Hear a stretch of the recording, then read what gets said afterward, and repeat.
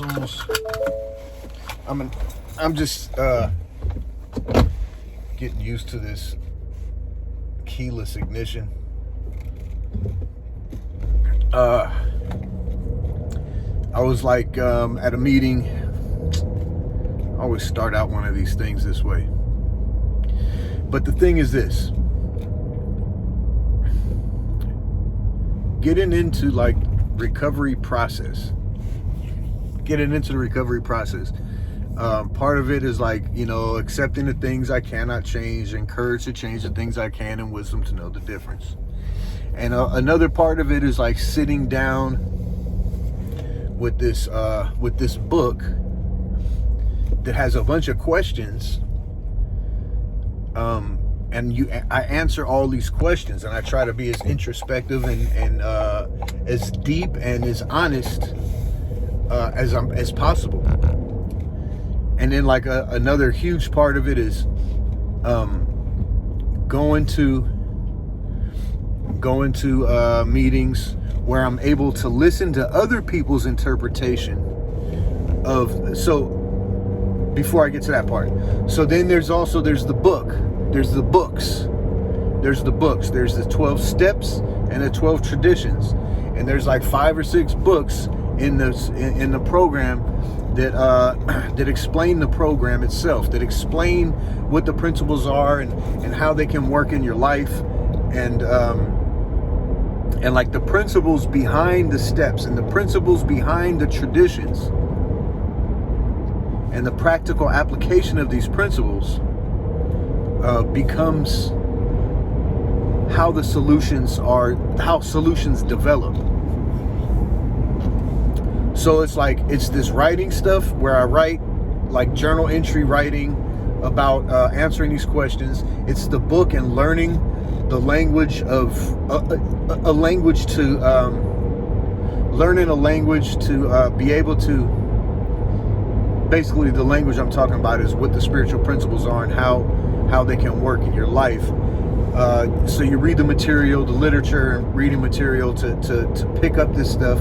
And then like going to meetings is where I'm able to hear the experience of other members and their interpretation of how these principles work in their life.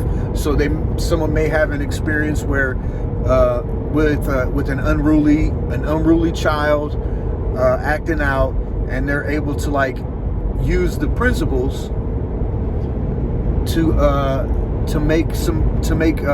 create boundaries and to create like direction and guidance for the kid or something like that.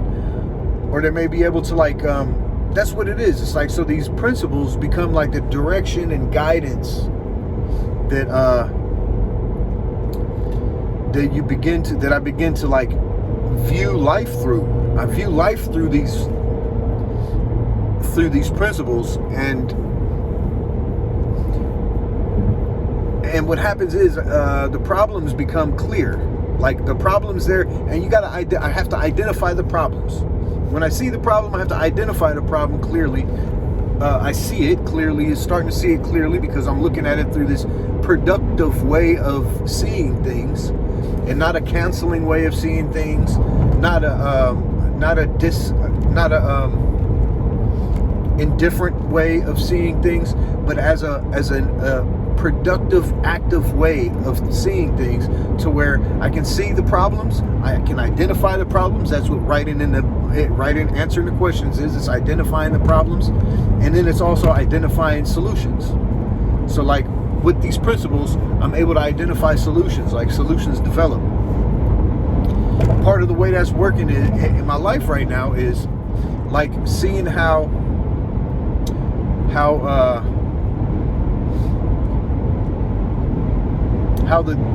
basically I'll say like, so addiction, right? The drugs was the solution. The drugs was the way of life.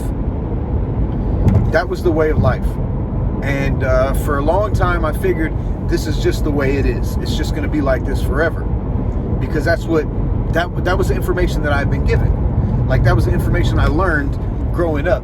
Like once a dope fiend, always a dope fiend. Once once you do this, you're never going to get your life back. Your life is over, or this is the way it's going to be for the rest of your life. So I really didn't have much hope until I started coming into these recovery meetings and hearing people share about how their life had changed.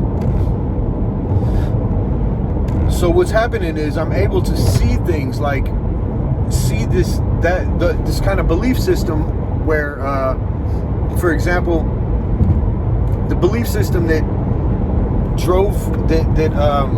cultivates a belief system that cultivates a feeling of powerlessness and a feeling of things are never going to change. There's no hope, hopelessness, and powerlessness. That was the belief system that I saw. It wasn't like that had been like, I inherited from society and from school and from family, and I inherited this belief system from society as a whole. I inherited this belief system and feel like, well, it's just the way it is, right? But what happened was, some times in my life were really cool, like, okay, but other times that belief system didn't give me the ability to look at the cause and effect of my actions and how they affected other people around me, because it's a self-centered belief system, and it has, it's only looking out for myself and what I want right now. It has no concern with the future. Its only concern is today, right now, as much as I can right now. And that's the mentality, that's the thought process of addiction. Like, get as much as you can right now, any way you can get it, and satisfy your instant gratification. So that was the mindset. And I'm starting to see things, like, now that I have like these different lenses to view things, to view life through, these principles that I can that it's kind of like a grid, right? Or like it's direction, it's order and direction, guidance. The principles are guidance, like the way you look at things. I'm starting to see where things have been, how I inherited some of these thought processes. I'm also starting to see that I don't have to, not only do I not have to take on the projection of this way of life, of that way of life that has been causing so much chaos and destruction. I don't have to take it on, but also I don't have to then further project it onto like people I love, people like the next generation, like, my kids, my nieces and nephews. I don't have to project this this self-centered, totally self-centered mentality onto people that I love. Instead, I can live a way of life, and I can't really like change anybody's, but I can present a way of life. I can live a way of life where I think of what's good for the people around me, as much as I think of what's good for myself. Because usually when it comes down to it, what's good for the group, what's good for the community, is generally speaking good for the individual, because it's a different mindset, man. It's a different mindset, and it can happen microcosm too. It can happen in a family. Like, sometimes I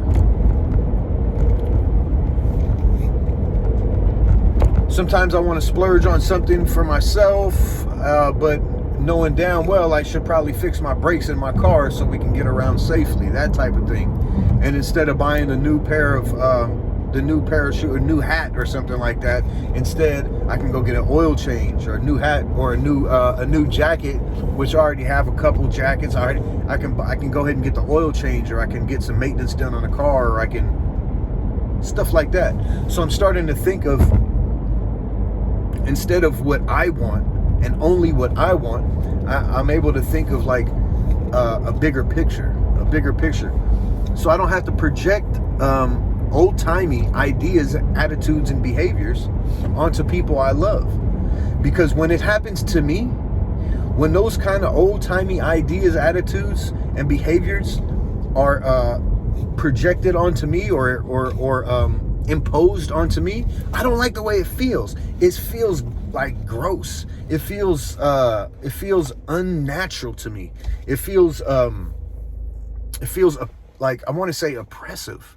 It feels repressive. It's like something repressed, like pushing me down and trying to, it's like these old-timey ideas that are trying to hold down something from the past that has already passed. It's already back there. Like, we're already here now. And some of those ways and belief systems that are being passed down are just becoming more and more destructive and becoming more acute. And ever since Trump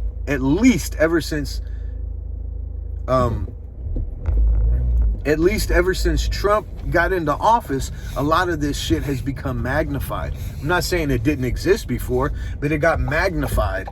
And like, I didn't see these things when I was growing up in San Francisco. Like, we didn't think of things in terms of racism because it's so diverse here. So I didn't think in terms of that, but I did realize that when we went out of my neighborhood into another neighborhood, like, sometimes my friends would get followed around the store and I wouldn't. Sometimes I would get followed around the store, but the majority of the time it would be somebody following around my friends or my friend who's African American and not really paying as much attention to me in a store or whatever. So, like, I didn't see it as like this hereditary, this thing that was being passed down, like, inherited. I didn't see this thing that we were absorbing and beginning to inherit as formative kids in our formative years. I didn't see it as that. I just thought, well, shit, that's just the way it is. Of course, it's just the way it is. But people thought the same thing 400, 300 years, 200 years ago. People thought it was just the way it is. It's always going to be like this. It's never going to change. But it has changed. It's changed a lot. It looks a lot different.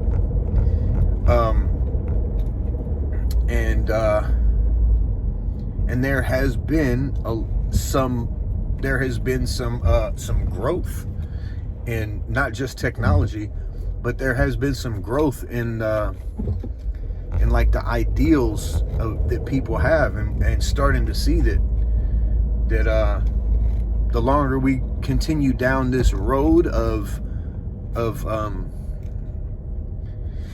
a totally materialistic and profit-driven society, the further we get down this road, the more difficult it becomes to address.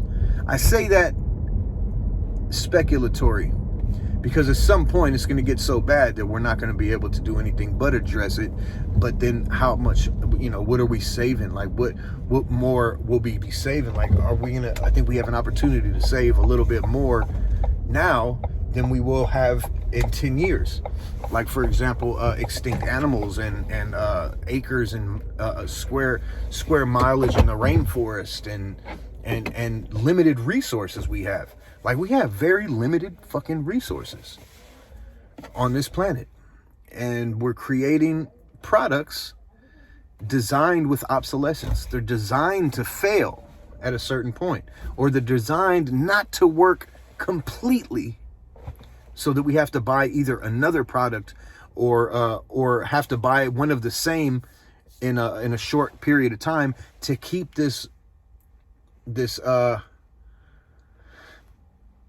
stimulated, this motive of having to accumulate more wealth. And at some point, like, why are we accumulating wealth again? Why is there more wealth than can be spent?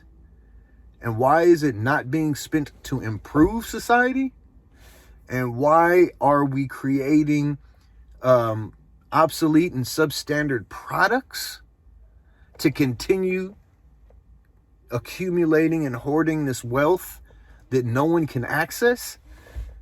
At some point, like there's waves of like conscious awakenings. Like there was a huge wave in the 60s, man. There was a huge wave, and then it started to kind of like peter down, like, and in the 70s a little bit too, like after the Vietnam War, during the Vietnam War, and then it started to kind of like drift down, like in the late 70s and 80s, and then boom, like we saw this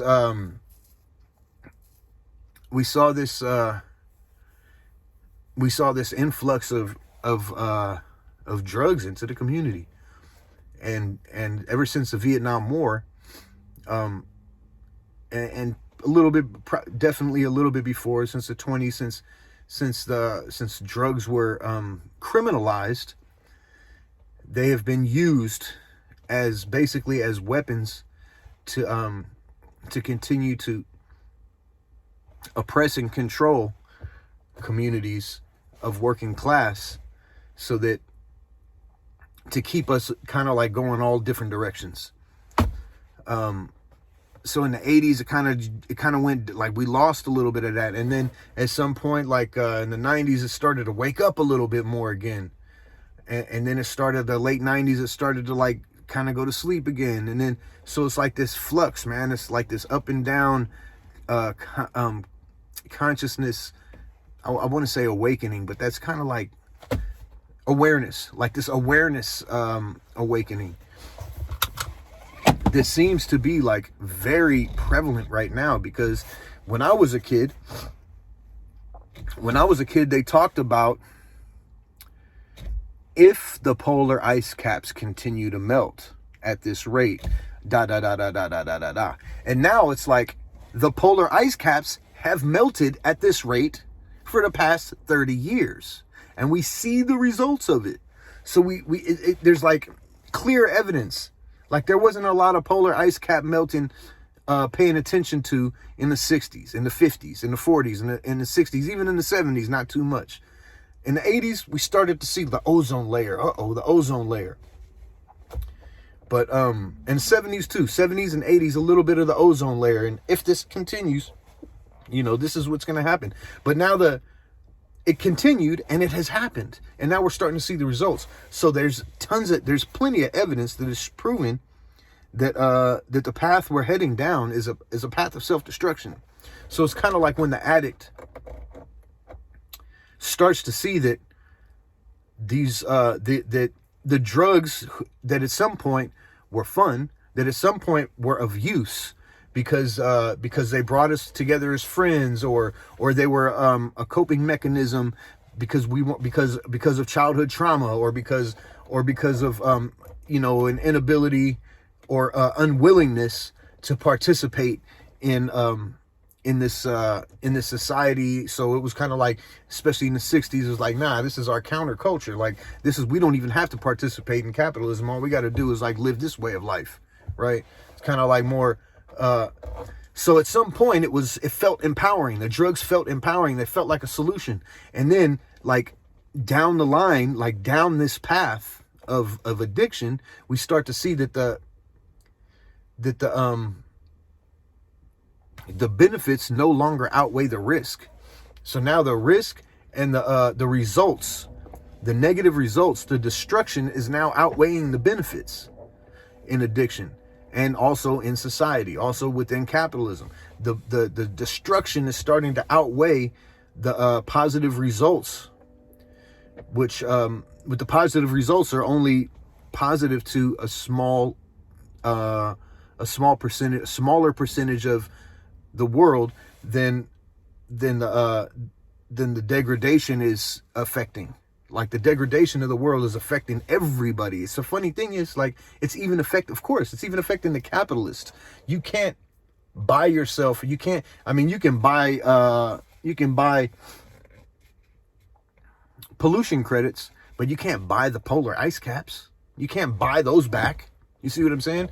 So at some point, it's starting to like, the cost is starting to outweigh the benefit. So by the nature of its very own laws, it's become obsolete. The system itself has become obsolete by its very own laws. Because when you invest into something, you have to have a return that's greater than what the investment is. Now the investment is becoming greater than the return to society as a whole, to the world as a whole. And it was the same thing with drugs. The investment in drugs, like living your whole entire life to get this one, and when I say your whole entire life, I'm saying every minute of the day, getting and finding ways and means to get more. Living to use and using to live becomes more destructive than that instant gratification of euphoria you get for a few minutes after you take the drug. So there's, it's kind of the same scale. It's kind of the same balance. So like, I don't have to project old-timey ideas, attitudes, and behaviors onto people I love. Now I can, because I have these lenses, because I have these principles, and I say spiritual principles, that's because what they're identified as, but I'm saying principles. I'm talking about actually viewing everything in the world with equality. I'm talking about like, how do you equality is a spiritual principle.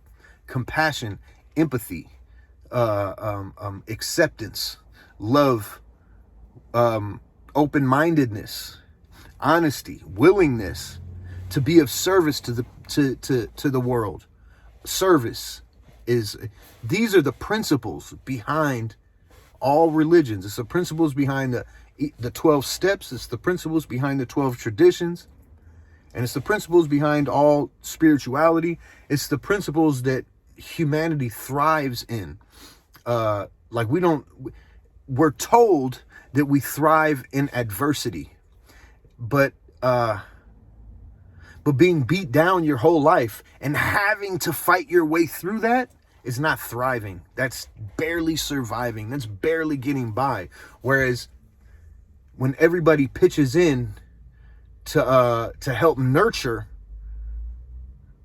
a community, when everyone in the community, or when the majority of the community pitches in to nurture the community actually thrives. It's not just fighting each other just to get by. There's a way of life, man. There's a way of life, and it's proven itself in the lives of many addicts, many people around the world. And it's a simple way of life, man. It's a simple way of life. Simplicity is actually is another spiritual principle. You'll see that in all the religions. And simplicity means using our resources, using our limited resources, maximizing the use of our limited resources, not maximizing the profit from minimizing the use of the resources. Because at some point, like those numbers in the banks, you're not going to be able to eat them. At some point, those decimal points in computers are not going to feed you. They're not going to feed the world. Like, you're not going to be able to eat the information that's in a mainframe database. We're not going to be able to live on that. We're not going to be able to survive eating that stuff. So we have to, I'm just saying, like, there's a different way to go about it. And with the technology we have, everyone that has a phone knows how to dive onto Amazon and buy things, right? We're taught how to do that through the commercialized aspect of the technology. We're taught how to buy things by the commercialized aspect. We're somewhat taught how to, like, we learn a little bit how to socialize this way too. We learn how to connect with people with the technology that we have available. And this technology can easily, for real, the algorithms can be easily programmed to teach a whole new way of life, because we already have the information at our fingertips. Like when you Google something, you're not getting all the information. You're just getting a quick little version of the information.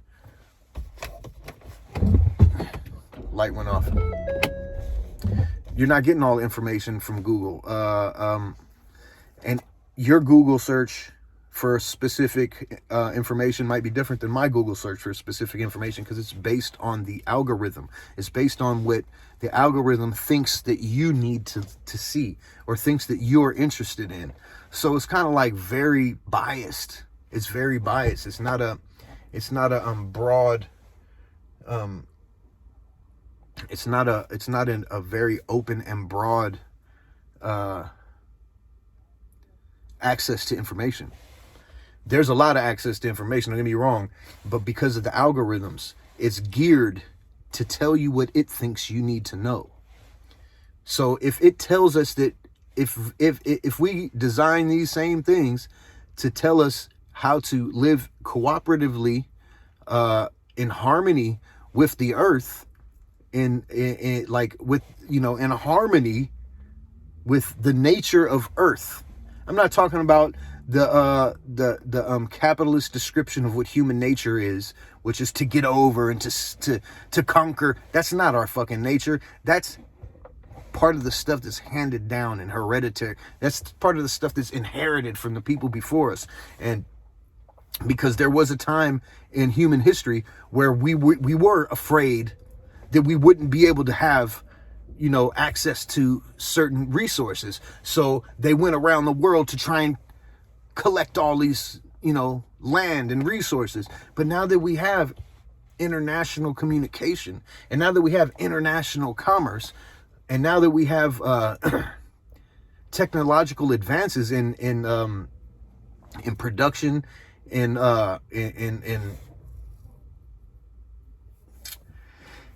agriculture and distribution, it just needs to be geared for longevity. It needs to be geared for longevity. And what happens when it's geared for longevity? We get the best of the results in this moment. We get the best of the best results possible when it's geared for longevity.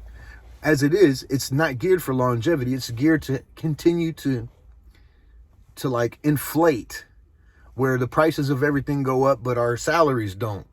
It's continued to inflate this thing that eventually gets so big that it crumbles and falls. It's the mathematical nature of it's the math of capitalism for it to eventually happen. And why wait for something to crumble and fall when you can use what's available? There's maybe still some framework in this building that's still usable, and we deconstruct things that are not working for us, or maybe we build another one right next to it, or we build one on top of it. We build a building on top of it that is built to last, and slowly the parts that we need from the old construction we bring into the new construction, and everything we don't use, we recycle it. We recycle the material of it. If it doesn't work, we don't use it anymore. If it's not, it's just like that. If it doesn't work, we don't use it anymore. We let it wither. It withers away.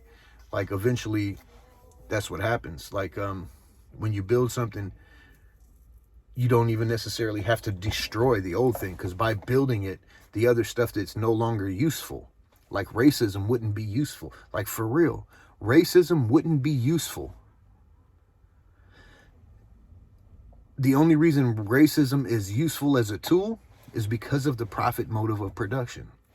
Because the people who started this system, the people who have already accumulated more than 90% of the wealth and resources from the very beginning, based it on a construct of hierarchy based on race, which we know today is it's antiquated. It's not true. Like the history books of our parents, my parents showed human evolution in terms of race. And we know that's just not true. Like how can... I'm not going to get into it. I'm not going to get into the evolution part. But like we're talking about, it showed, you know, it showed primates, and then the first human, African human, was a black African human. And then it goes like lighter in succession as lighter in succession as the evolution continues to progress.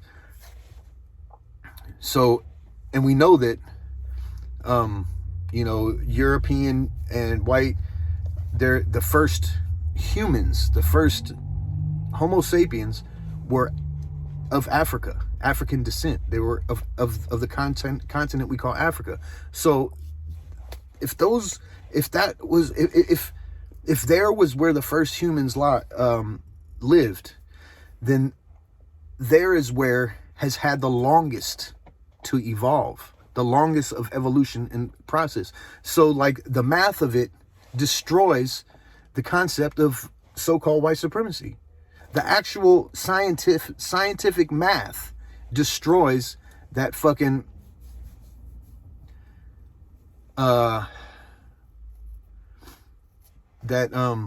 non-existent virtue that because you have a lighter shade of skin makes you better than someone who has more melanin in their system, in their outer layer. It's absurd. It's absurd. Everybody has more things in common that we can build on. We have fucking store closed while I was talking 30 minutes. There's more things that we can build on that we have in common than there are things that are tearing us apart. This system has us focused on the differences that are tearing us apart, and it magnifies those differences as being the most important thing, when the most important thing are our similarities, because there's more of them. There's more similarities, no matter, regardless of age, race, sexual identity, religion, creed, regardless of all these things, we have more in common than those that we can build on and build with than the differences that we perceive as conflict that end up dividing us, because we're told that this is a conflict. This is the things that we inherit, these ideas that we inherit, to look at these differences if they are conflict. And for many generations, they have been conflict. And what happens when we begin to coexist, which has happened all throughout human history, coexisting racially, coexisting religiously, what happens is, with acceptance, which is spiritual principle, with acceptance of each other and freedom of expression, what happens is the differences become the essential part of humanity is diverse. And maybe, and I'm not talking about it in a religious sense, but maybe you're better than something than I am, and I may be better than something than you are. So why don't we come together and like work it out to the best of our abilities, instead of me trying to do it all on my own and then you trying to do it all on your own, and both of us having like substandard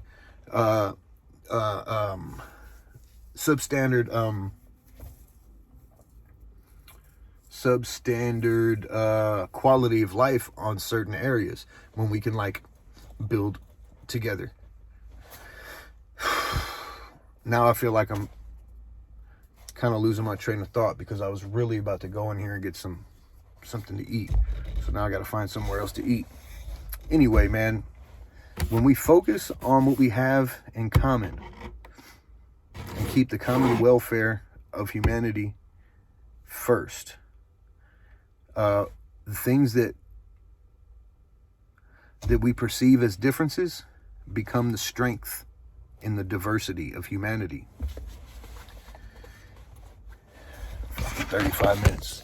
I don't know if anybody's going to listen to this whole thing, but I'm about to put it up. Peace.